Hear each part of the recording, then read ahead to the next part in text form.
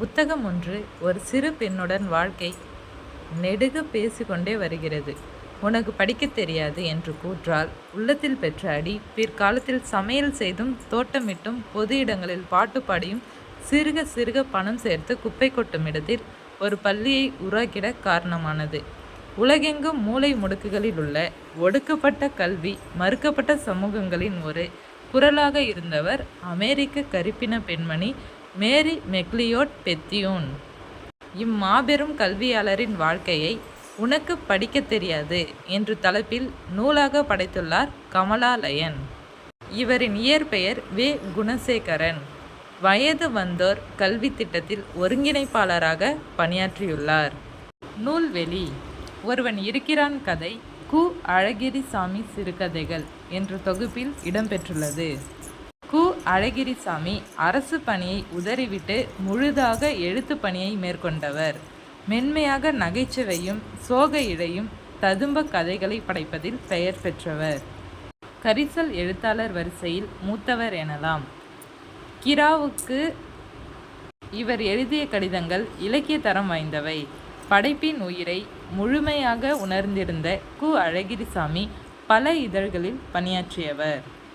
மலேசியாவில் இருந்தபோது அங்குள்ள படைப்பாளர்களுக்கு படைப்பு தொடர்பான பயிற்சி அளித்தவர். இவர் பதிப்பு பணி, நாடகம் என பல துறைகளிலும் முத்திரை பதித்தவர். தமிழ் இலக்கியத்தில் ஆர்வம் கொண்டு திறனாய்வு நூல்களையும் படைத்தவர். குமரகுருபரர் இயற்றிய முத்துக்குமாரசாமி பிள்ளை தமிழில் செங்கீரை பருவத்தின் 8ஆம் பாடல் பாடப்பகுதியாக இடம்பெற்றுள்ளது. 96 வகை சிற்றிலக்கியங்களுள் ஒன்று பிள்ளைத்தமிழ். இதில் இறைவனையோ தலைவரையோ அரசனையோ பாட்டுடை தலைவராக கொண்டு அவரை குழந்தையாக கருதி பாடுவர். பாட்டுடை தலைவரின் செயற்கரிய செயல்களை எடுத்துயம்புவது பிள்ளைத்தமிழ். 10 பருவங்கள் அமைத்து பருவத்திற்கு 10 பாடல்கள் என 100 பாடல்களால் இது பாடப்பெறும். இது ஆண்பார் பிள்ளைத்தமிழ், பெண்பார் பிள்ளைத்தமிழ் என 2 வகையாக பாடப்பெறும். குமரகுருபரரின் காலம் 17ஆம் நூற்றாண்டு.